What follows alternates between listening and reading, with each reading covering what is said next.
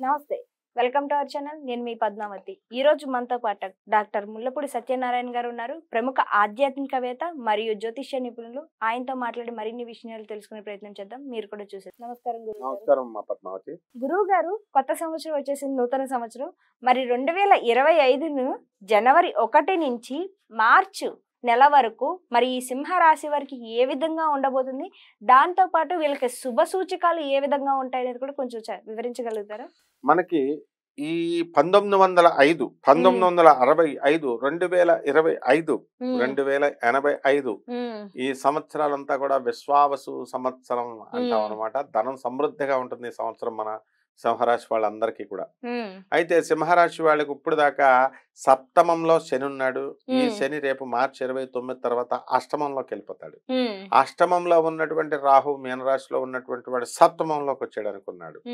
కాబట్టి భార్యాభర్తల మధ్య రాహు ఎక్కడుంటే అక్కడ గొడవలు పెడతాడు, వివాదాలు, వితండ వాదాలు, అంటే విడిపోవడాలు అలాగ ఉండవు. ప్రతి చిన్నదానికి అంట్లు తోమితే ఇంత మంచిగా తెల్లగా రాలేదు, ఇంకా బాగా రావాలా అని భర్త అడగడం, ఆమె గిన్నెనేసి తలకేసి కొట్టడం, చిన్న గొడవలు పెడుతూ ఉంటారు, వాదం చేసుకుంటారు. కాబట్టి రాహు, సప్తమ రాహు యొక్క ప్రభావం అది.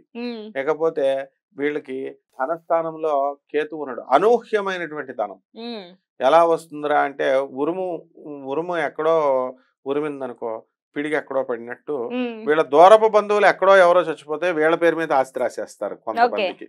ఆ విధంగా ఈ యొక్క సింహరాశి వారికి కొంచెం ఎక్కువ ధనలాభం అనేటటువంటిది రావడానికి అవకాశాలు ఉన్నాయి.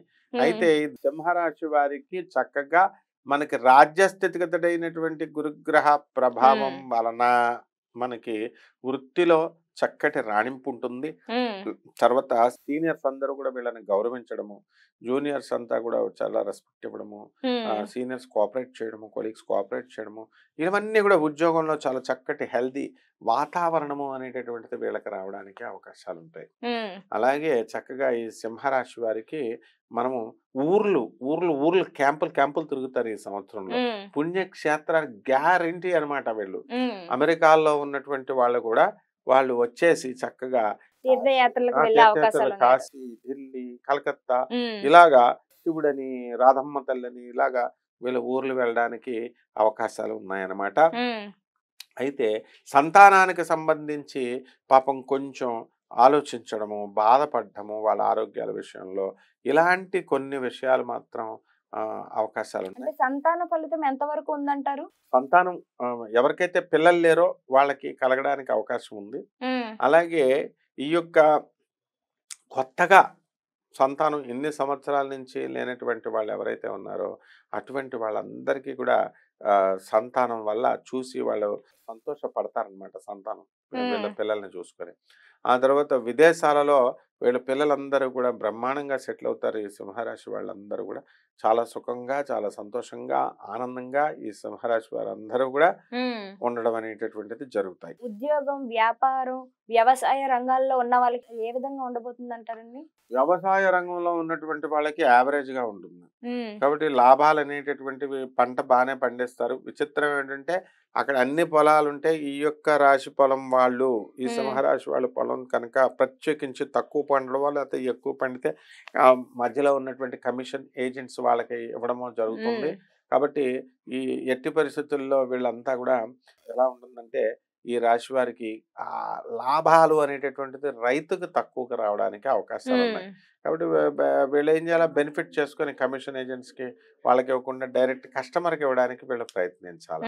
ఇక వృత్తి, వ్యాపార, ఉద్యోగ విషయాల్లో ఎదుగుదల ఉందని చెప్పాను కదా, దానికి భయపడాల్సినటువంటి పని లేదు. ఈ విధంగా మనం ముందుకు వెళ్ళిపోతూ ఉండడం. మరి వివాహం అయ్యే అవకాశాలు ఉన్నాయంటారండి? వివాహం మరియు ఇప్పుడు ఎవరైతే సొంత ఇల్లు కట్టుకోవాలని అనుకుంటున్నారో వాళ్ళ కళ కూడా తీరుతుందంటారా? సింహరాశి వారిలో మనకి 100 మందిలో మనం 70% లవ్ మ్యారేజ్లు అయిపోవడానికి అవకాశాలు ఉంటాయి.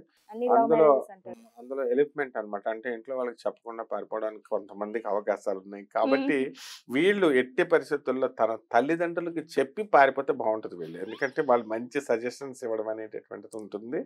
కాబట్టి వీళ్ళు తండ్రిని మించి శ్రేయస్సు కోరేవాడు ఉండడు. వాళ్ళకి కూడా ఎక్స్పీరియన్స్ ఉంటుంది కదా. ఇప్పుడు చాలా మంది తల్లిదండ్రులు అంతా లవ్ మ్యారేజెసే కాబట్టి వాళ్ళ రోజులు గుర్తు చేశారని వాళ్ళు చక్కగా హ్యాపీగా మంచి సజెషన్స్ ఇవ్వడానికి అవకాశాలు ఉంటాయి.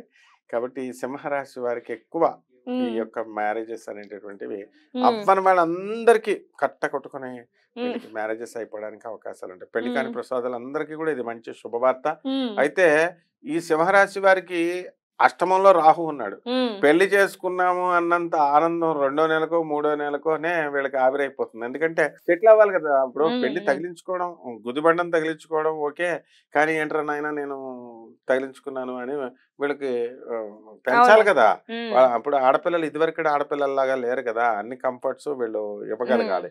వాళ్ళ కోరికలను వింటే మగపిల్లలంతా కూడా భయపడిపోతున్నామని మరి అంటున్నారు. కాబట్టి జాగ్రత్తగా పెళ్లి విషయంలో స్టెప్స్ వేసుకునేటప్పుడు ఇవన్నీ చూసుకుని ఆర్థికంగా వీళ్ళు సెటిల్ అయిన తర్వాత వీళ్ళు పెళ్లి చేసుకుంటే బాగుంటుంది. మరి వీరికి ఏమైనా పరిహార దోషాలు గానీ ఏమైనా ఉంటాయి అంటారా? పరిహారాలు ఉంటాయి ఈ దోషాలకి. మనకి శని రాహు బాగుండలేదు కాబట్టి చక్కగా శని జపం చేసుకోవాలా, శని స్తోత్రాలు చదువుకోవాలా. శనికి కిలోంపావు నల్ల నువ్వుల్ని నల్లని వస్త్రాన్ని ఇచ్చి పేద బ్రాహ్మణికి శనివారం నాడు ఉదయం 8 గంటలకి దానం చేసుకోవాలా. అలాగే రాహు జపం చేసుకుని రాహు స్తోత్రాలు చదువుకొని రాహు కిలోంపావు మినుముల్ని ఆవుపేట రంగు ఉన్నటువంటి వస్త్రాన్ని ఇచ్చి పేద బ్రాహ్మణికి శనివారం నాడు 8, 10 మరి 8 గంటలకు ఇస్తున్నాం కదా, ఒక 5 నిమిషాలు అటు ఇట్లా దాన్ని కూడా దానం చేసుకోవాలా. అలాగే దశమహావిద్యల్లో ఒకటైనటువంటి ఈ యొక్క ప్రత్యంగిర అమ్మవారు దశమహావిద్యల్లోకి రాదు, ఆమెనన్నా చేసుకోవచ్చు. లేదా దశమహావిద్యల్లో ఒకటైనటువంటి బగళాముఖి అమ్మవారి యొక్క హోమాన్ని వీళ్ళ జరిపించుకోవడం ద్వారా చాలా రాశి వారికి ఎలా ఉండబోతుంది అనేది. ధన్యవాదాలు.